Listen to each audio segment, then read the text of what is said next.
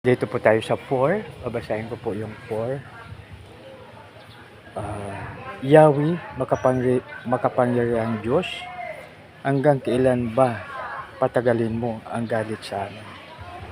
Ang kailan pa dinggin mo kami sa aming dalangin?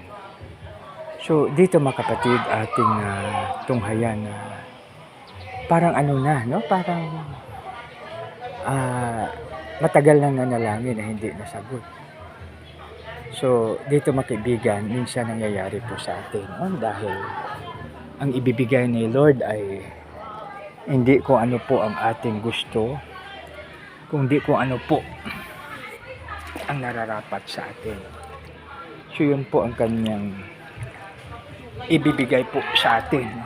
Hindi yung ating kagustuhan, kundi kung ano po ang nararapat sa atin, no? Kasi siya ang nakakaalam ng kung ano ang para sa atin, ano ang pinaka-the best sa atin, dahil mayroong siyang nakikita na hindi natin nakikita, at mayroon po siyang alam na hindi natin alam, kasi si Lord ay perfect.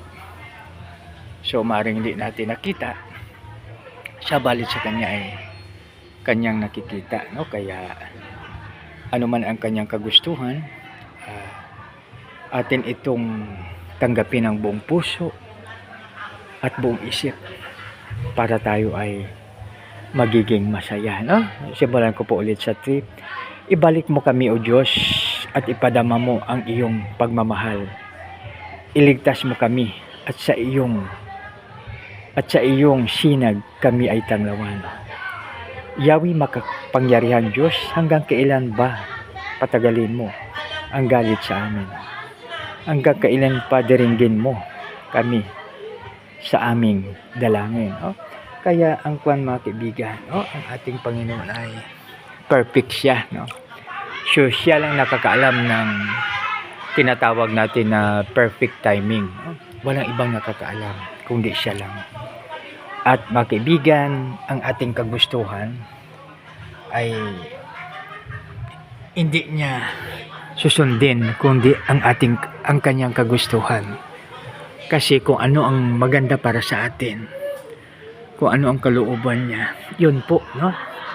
Kaya napakaganda mga kaibigan pag tayo ay sa ating Panginoon, dahil wala namang ibang nakakaalam kung ano ang para sa atin, no? Kung ano ang pinaka-the best sa atin, kundi ang ating Panginoon lamang. So dito, no? So sa 5, masdan mo nga kami sa tuwi-tuwi na tinapay ng luha yaong kinakain. Luha ng hinagpis ang inihanda mo sa aming inumin. So ito ay matalinhaga, no? So ibig sabihin na figurative po siya. So hindi basta-basta na mga wordings ang ginamit. Bastan mo nga kami sa tuwi-tuwi na tinapay ng luha yaong kinakain. Luha ng hinagpis. Grabe, no? Luha ng hinagpis. Pero mo yan, luha ng hinagpis ang aming inumin. So matalinhaga talaga. Sa 6, ang mabansa sa paligid, hinayaan mong kami ay kutyain. Yung pinayagang pagtawanan kami ng kaaway namin. So dito mga kaibigan, napaka-kwan siya, no? Ibig sabihin, grabe bang hinagpis ng salmista po rito, no?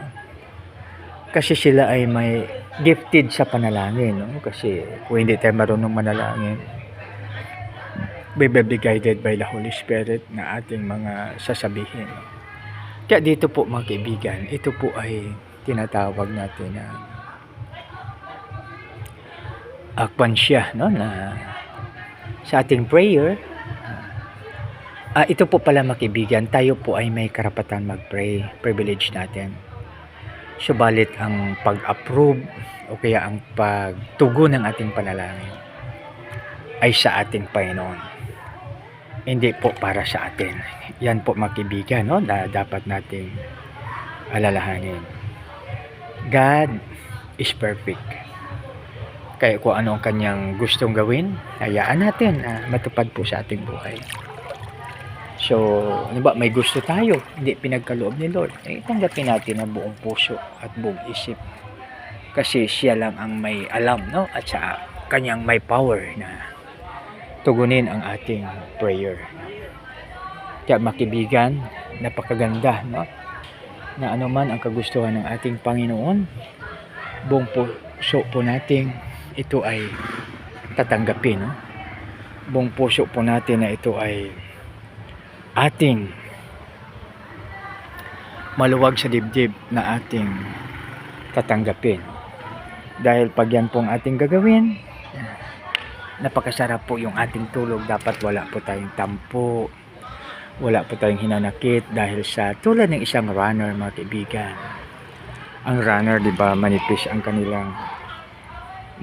kanilang tinatawag natin na suot, no, sa pantakbo. So lahat yan ng mga mabibigat ay kinukuha dahil kung magtakbo tayo mabigat, mahirap. Maliban sa mga boxers dahil pag magtakbo sila, tulad ng aking kaibigan noon nung high school pa po kami, ay may tinatali siyang gulong sa kanyang baywang, no? Ibig sabihin may tali, tapos may tali doon sa gulong, tumatakbo siya. Dahil naman ang kanyang purpose doon ay hindi paliksahan, kundi para siya, no? Magkaroon siya ng tinatawag natin na resistensya, no? Pero pag runner talaga, kanyan mga kaibigan, no? Pag runner po tayo, dapat ating suot ay talagang siya, no? Ibig sabihin yung suot natin ay dapat na magaan, no? Kaya pag sa spiritual na aspeto, dapat mawala ang sama ng loob, mawala ang galit, basta lahat na negatibo. Sama loob, tampo, galit, hinanakit, at lahat-lahat, no? Kaya mayroong grupo po mga kaibigan na ang kanilang motto ay forgive without condition within 3 minutes, no? So sa akin siguro pwede na 5 minutes, po sa kanila 3 minutes. So ibig sabihin na automatic, no? So ibig sabihin na walang talaga, no? Walang siya, no? Walang ba ito, no? So kaya mga kapatid, no, yung alalahanin natin ang ating Panginoon ay sinasabi natin na siya ay perfect, kaya dapat natin siyang purihin at sundin ang kanyang kalooban. Ang Biblia ay very healthy talaga, no? Good for our health. Bakit? Sabi sa John, don't let your heart be troubled, no? Sabi niya, wag yung hayaang magkaroon ng sama ng loob ang inyong puso. So hindi basta-basta, no?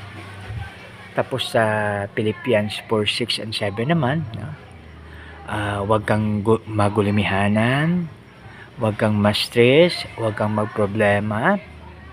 Ang iyong gagawin ay sa magitan ng daing, papasalamat at panalangin, sabihin mo kay Lord